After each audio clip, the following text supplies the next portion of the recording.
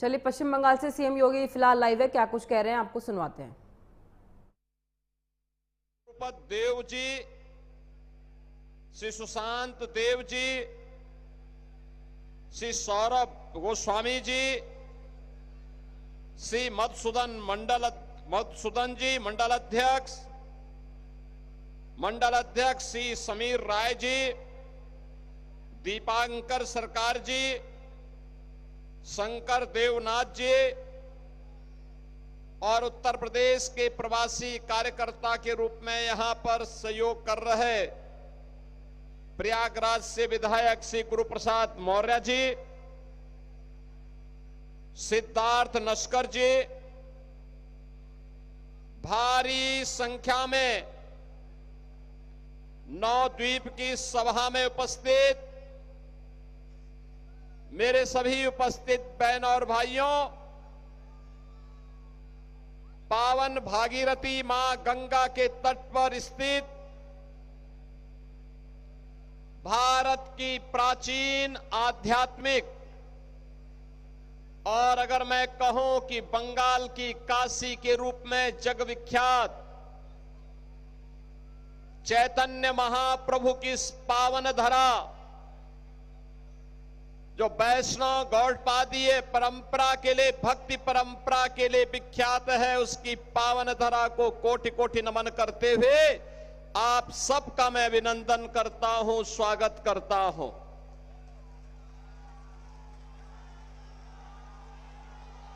बहनों और भाइयों, चैतन्य महाप्रभु ने,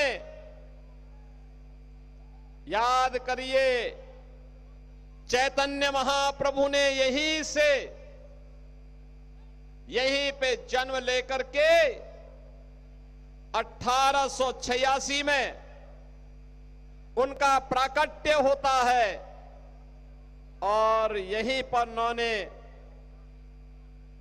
वैष्णव परंपरा की इस पवित्र धारा को भक्ति की परंपरा के माध्यम से हरे कृष्णा हरे रामा के माध्यम से दुनिया तक पहुंचाने का काम किया था। प्राचीन काल से ही नवद्वीप तो भारत की आध्यात्मिक परंपरा का केंद्र बिंदु रहा है। भारत की आध्यात्मिक परंपरा को नेतृत्व देने का कार्य करता रहा है। अगर उत्तर भारत में काशी का महत्व है तो पूर्वी भारत में नवल द्वीप का वही महत्व था और नवल द्वीप की मान्यता के कारण ही हर भारतवासी यहां की मान्यता लेने के लिए लालायित रहता था। आज मेरा सौभाग्य है कि मुझे इस नवल द्वीप की धरा पर आप सभी से संवाद बनाने का, आप सबके प्रति मुझे अपने आप को यहां पर नमन करने का एक अवसर मुझे आप सबको प्राप्त हो रहा है। बहन और भाइयों, जो कार्य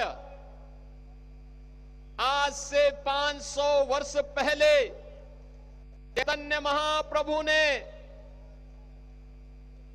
हरे कृष्णा कृष्णा कृष्णा हरे हरे, हरे रामा राम रामा हरे हरे का यह मधुर धुन के माध्यम से दुनिया को अपनी ओर आकर्षित करके भारत के सनातन के झंडे को वैश्विक पटल पर गाड़ने का काम किया था, इस्कॉन के सन्यासी आज भी वह कार्य दुनिया के अंदर कर रहे हैं।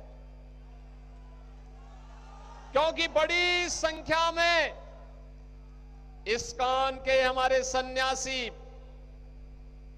वृंदावन की धरा पर भगवान श्री कृष्ण की लीला स्थली पर ये गान करते हुए इस भक्ति संगीत को, इस भक्ति के प्रवाह को प्रचारित करते हुए दिखाई देते हैं।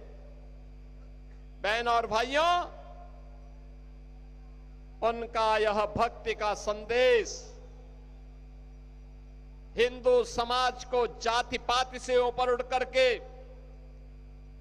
ईश्वर के प्रति सर्वस्व समर्पण करने की प्रेरणा देने के साथ ही भारत के राष्ट्रवाद को एक नई ऊंचाई प्रदान करने वाला भी है।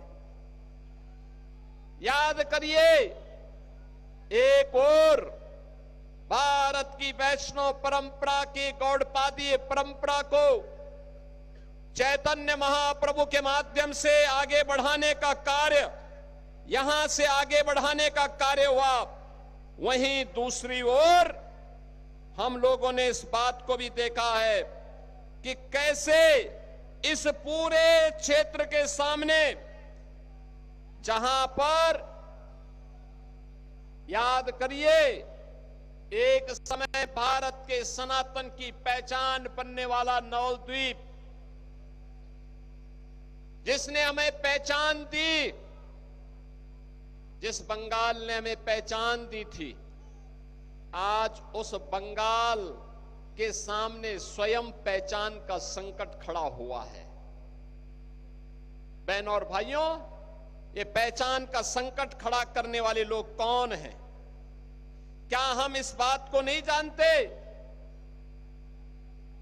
ये वही धरा है जो कभी भारत को पहचान देती थी और आज उसी धरा में एक पहचान का संकट खड़ा किया है।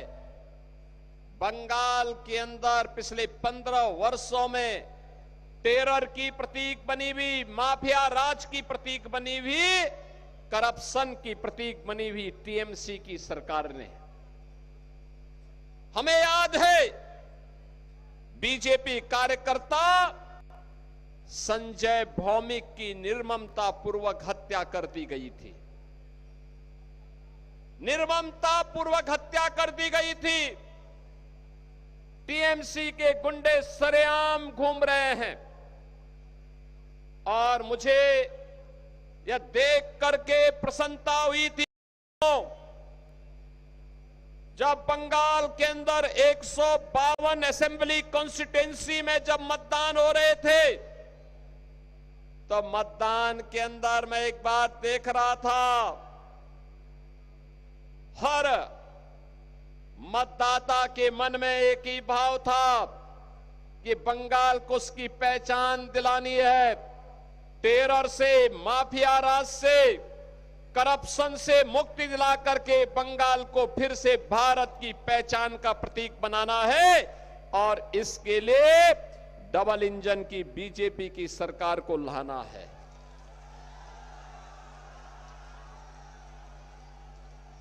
रिकॉर्ड मात्रा में मतदान करने के लिए मैं बंगाल के सभी मतदाताओं का अभिनंदन करता हूं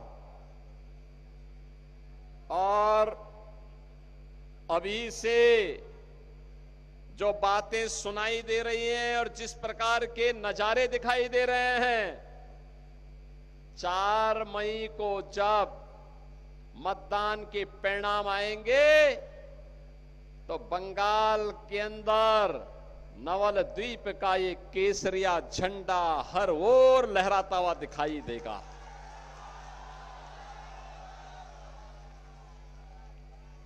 बहनों और भाइयों, बंगाल ने क्या नहीं दिया भारत को। बंगाल के साथ कब कब छल हुआ था, याद करिए। कभी यहां पर विदेशी आक्रांताओं का लूट का शिकार बना बंगाल और ब्रिटिश सरकार के अत्याचार के कारण यहां पर बंकिम चंद्र चट्टोपाध्याय ने आनंद मठ उपन्यास लिखा था। आनंद मठ उपन्यास के माध्यम से उन्होंने बंगाल की त्रासदी का उल्लेख किया था। बहन और भाइयों, आनंद मठ उपन्यास का ही एक गीत जो भारत का अमर गीत बन गया, भारत की आजादी का मंत्र बन गया, वंदे मातरम, ये बंगाल की देन है। याद करिए, कोई भी कालजयी काव्य कृति कैसे लोगों के लिए अमृत का काम करती है, एक नई प्रेरणा का काम करती है। जब 1905 में ब्रिटिशर ने बंगाल विभाजन की साजिश रची थी, तब वंदे मातरम हथियार बना था, हर बंगाली का हथियार बना था, और उन्होंने बंगाल विभाजन का पुरजोर विरोध किया था। याद करिए, ये वंदे मातरम यहां के नौजवानों के लिए, देश की आजादी के लिए हंसते हंसते फांसी के फंदे को चूमने के लिए भी एक नई प्रेरणा का मंत्र बना था। याद करिए, ये बंगाल की ही धरा है जिसने उससे पहले 1857 में प्रथम स्वातंत्र समर की लौ को बैरकपुर में जलाया था। और ये बंगाल की धरा है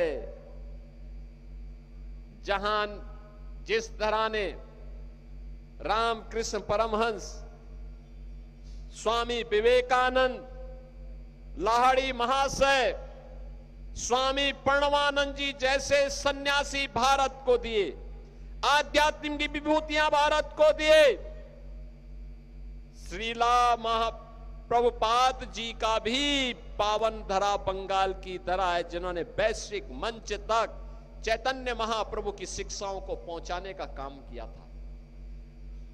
ये वही धरा है जिस धरा ने जगदीश चंद्र बसु जैसा वैज्ञानिक दिया, राजा राम मोहन राय जैसा समाज सुधारक दिया, ईश्वर चंद्र विद्यासागर जैसा भारत के मूर्धन्य समाज सुधारक और भारत के ऐसे विभूतियों को जन्म दिया, जिनकी प्रेरणा आज भी हम सब के लिए आगे बढ़ने के लिए एक मार्गदर्शन होता है। ये वही धरा है जहां से निकल करके नेताजी सुभाष चंद्र बोस ने भारत की आजादी के लिए उद्घोष किया था कि तुम मुझे खून दो, मैं तुम्हें आजादी दूंगा। बंगाल की वही धरा है जहां से निकला एक युवा सन्यासी दुनिया के अंदर जाता है और पूरे भारतीयों का आह्वान करता है कि गर्व से कहो कि हम हिंदू हैं। याद करिए, स्वामी विवेकानंद हमें हिंदू बनने के लिए गौरव की अनुभूति करवाते हैं। भारत की आध्यात्मिक परंपरा के साथ स्वामी रामकृष्ण परमहंस हमें जोड़ते हैं, लाहिड़ी महाशय में भारत की आध्यात्मिक परंपरा के साथ जोड़ते हैं। लेकिन बंगाल में ममता दीदी को इन सब से चिढ़ है। बंगाल में जय श्री राम बोलने पर दीदी नाराज होती है, दुर्गा पूजा करने में उनको परेशानी होती है। कोलकाता हाई कोर्ट को आदेश देना पड़ा था कि जो लोग सरेआम दुर्गा पूजा के शोभा यात्रा पर हमला कर रहे हैं, उन लोगों पर सख्ती बरतनी चाहिए। जो लोग अवैध रूप से बंगाल के अंदर अव्यवस्था पैदा कर रहे हैं, सख्ती उनके पर सख्ती की जानी चाहिए। लेकिन बहनों और भाइयों, बंगाल में टेरर की प्रतीक, माफिया राज की प्रतीक, करप्शन की प्रतीक बनी हुई टीएमसी की सरकार ये है कि कुछ सुनने वाली नहीं है। इनकी गुंडागर्दी को आपने परसों देखा होगा, कैसे ये लोग लोकतंत्र पर विश्वास नहीं करते, कैसे गुंडागर्दी दिखा रहे थे। भारतीय जनता पार्टी के नेता और नेता सदन विधानसभा के नेता सदन के रूप में यहां के जुझारू नेता श्री शुभेंदु अधिकारी पर किस तरीके से टीएमसी के गुंडे हमला कर रहे थे। लेकिन हम कहना चाहते हैं कि 4 मई को जब रिजल्ट आएगा, टीएमसी के गुंडों को कहीं छुपने की जगह नहीं मिलने वाली है। कहीं उनको छुपने की जगह नहीं मिलने वाली है। यह अराजकता अब स्वीकार नहीं करेगा बंगाल। बंगाल के माथे पर जो कलंक पहले एक लूटपाट का कांग्रेस ने लगाया था, कम्युनिस्टों ने लगाया था, टीएमसी लगातार लगा रही है, उससे मुक्त होने का समय आ गया है। बहन और भाइयों, बंगाल की अपनी गौरवशाली गाथा है। कभी भारत की अर्थव्यवस्था में बंगाल का योगदान सर्वाधिक हुआ करता था, सर्वाधिक होता था। उद्योग धंधे थे, खेती किसानी थी, मत्स्य पालन अच्छा था, लोगों में खुशहाली थी, नौजवान रोजगार पाता था, किसान उन्नत था, बेटी और बहन सुरक्षित हुआ करती थी। लेकिन लगातार बंगाल के अंदर ये सब कम होता गया। बंगाल के अंदर उद्योग धंधे चौपट हुए, गुंडा टैक्स वसूली हुआ, अराजकता चरम की ओर बढ़ने लगा। और आज बंगाल की स्थिति क्या है? पिछले 12-15 वर्षों में 7,000 से अधिक बड़े कारखाने बंद हुए, 20,000 से अधिक एमएसएमई यूनिट बंद हुई, लाखों नौजवान बेरोजगार हुए, धान का उत्पादन लगातार गिरता जा रहा है, मछली उत्पादन का काम लगातार नीचे जा रहा है। माफिया राज, cattle mafia, sand mafia, land mafia हावी होकर के मोदी जी के द्वारा जो पैसा दिल्ली से भेजा जाता है, उस पैसे में टीएमसी के गुंडे पैसा लेकर के उसको कब्जे में लेकर के उसको अपने परिवार के भरण पोषण में खर्च कर देते हैं। बहन और भाइयों, अब ये कठमनी का खेल समाप्त हुआ, अब ये अराजकता का खेल समाप्त हुआ। ममता दीदी कहती है कि खेला हो बे, हम कहते हैं कि ममता दीदी, अब बंगाल जाग गया है, अब खेला शेष, उन्नयन शुरू, खेला शेष। अब बंगाल जाग गया है, बंगाल विकास के लिए कार्य करेगा, डबल इंजन की सरकार डबल स्पीड से कार्य करेगी।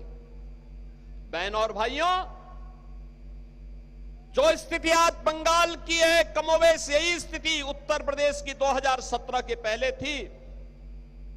वहां भी दंगे होते थे, अराजकता चरम पर थी, गुंडागिर्दी थी, बहन और बेटियों की सुरक्षा खतरे में थी, व्यापारी पलायन कर रहा था, नौजवान के लिए रोजगार नहीं था, किसान आत्महत्या कर रहा था, धड़ल्ले से गौ हत्या होती थी, लव जिहाद और लैंड जिहाद की घटनाएं लगातार वहां बढ़ती जा रही थी।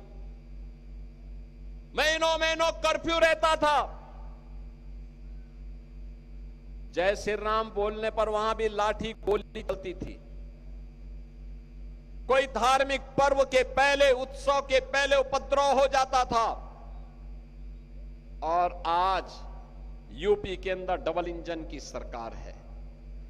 डबल इंजन सरकार, न कर्फ्यू है न दंगा है, यूपी में सब चंगा है। काशी आप जाइए, प्रधानमंत्री मोदी जी के मार्गदर्शन में काशी एक नई काशी के रूप में दिखाई देती है। कितना बेहतरीन, कितना सुंदर काशी नई काशी के रूप में। अयोध्या में आप जाएंगे, अयोध्या में अब भगवान राम की पावन जन्मस्थली पर भगवान राम का आसमान छूता हुआ बड़ा, सबसे बड़ा मंदिर बन गया है। भव्य राम मंदिर का निर्माण हो गया है, भव्य राम मंदिर का निर्माण हो गया है। कांग्रेस, कम्युनिस्ट और टीएमसी रोक नहीं पाए, राम मंदिर का निर्माण हो गया। वहां पर अब एक्सप्रेसवे बन रहे हैं, हाईवे बन रहे हैं, एयरपोर्ट बन रहे हैं, इनलैंड वाटरवे की सुविधा हो गई है, रोपवे बन रहे हैं, नौजवानों के लिए रोजगार है, नौकरी है। पिछले 9 वर्ष में उत्तर प्रदेश के अंदर 17,000 से अधिक बड़े कारखाने लगे हैं, लाखों नौजवानों के लिए नौकरी आई है। आज सुरक्षा का वातावरण है, बेटी भी सुरक्षित है, व्यापारी भी सुरक्षित है, हर व्यक्ति को सुरक्षा की गारंटी है। और यूपी का बुलडोजर, बहनों और भाइयों, वो एक्सप्रेसवे ही नहीं बनाता है, माफिया की हड्डी पसली को भी रोड पर मिलाने का काम कर देता है। और इसीलिए आपसे कहने के लिए मैं आया हूं, समय है, ये अवसर है, ये घुसपैठियों को आपके हक में डकैती डलवाने की छूट देने वाली टीएमसी की सरकार से मुक्ति का समय आ गया है। बहनों और भाइयों, जो कार्य भारत के हित में है, बंगाल के हित में है, टीएमसी उसका विरोध करती है। याद करिए, जब सीएए का प्रस्ताव, सिटीजनशिप अमेंडमेंट एक्ट का प्रस्ताव लेकर के प्रधानमंत्री मोदी जी देश की संसद में लेकर के आए थे, उस समय टीएमसी ने विरोध किया था। सिटीजनशिप अमेंडमेंट एक्ट एक गारंटी देता है, और गारंटी इस बात की देता है कि अगर बांग्लादेश के अंदर, पाकिस्तान के अंदर, अफगानिस्तान के अंदर किसी हिंदू, किसी बौद्ध, किसी जैनी, किसी सिख को प्रताड़ित करके भारत भेजा गया है और वह 5 साल से अधिक समय से भारत में रह रहा है, तो भारत में उसको नागरिकता मिलेगी। और इसी एक्ट के नाते बंगाल के अंदर काफी बड़ी संख्या में यहां पर वहां नागरिकता, यहां के नागरिकों को देने का कार्य भी हुआ है।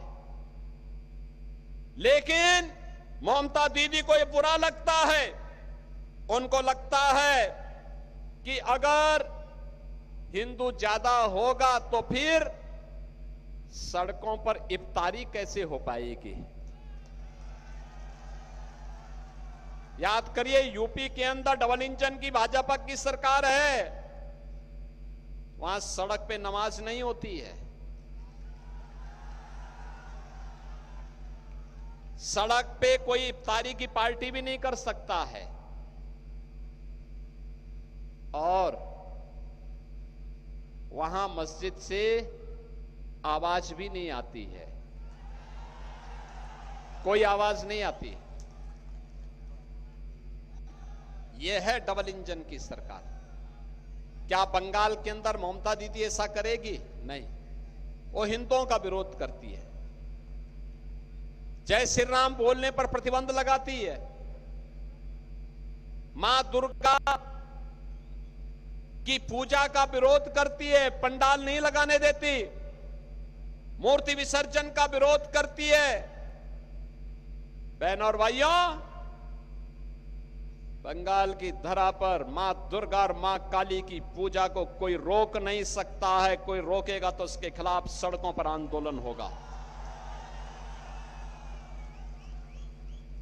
ये हमारी आध्यात्मिक परंपरा है, हमारी धार्मिक परंपरा को कोई बैन नहीं कर सकता। और मैं तो आप सबसे कहने के लिए आया हूं, बंगाल की धरती पर हमें गौ माता को कटने नहीं देना है। गौ माता को कटने नहीं देंगे। और चैतन्य महाप्रभु की इस पावन धरा से मैं कहना चाहता हूं, उन्होंने जाति पाति को समाप्त करने का आह्वान अपनी भक्ति के माध्यम से किया था। तो गौ माता को कटने नहीं देंगे और हिंदुओं को बंटने नहीं देंगे। और यह कार्य केवल डबल इंजन की बीजेपी की सरकार कर पाएगी। और डबल इंजन की इस बीजेपी की सरकार के लिए आज मैं आपके पास आया हूं, आपसे अनुरोध करने के लिए। जो उत्साह मुझे यहां देखने को मिला है, जो लोगों ने उत्साह दिखाया है, इस भीषण गर्मी में भी आप यहां पर उपस्थित हुए हैं। और इसीलिए बीजेपी ने नौलदीप के जितने हमारे विद्वान हैं, पूज्य संत हैं, उन सबको भी आमंत्रित किया है। वे सभी आए हैं, मैं उनका आभारी हूं, उनका अभिनंदन करता हूं। और मैं आपसे अपील करता हूं कि बहनों और भाइयों, भारतीय जनता पार्टी ने श्री श्रुति शेखर गोस्वामी जी को अपना प्रत्याशी बना करके आपके बीच उतारा है।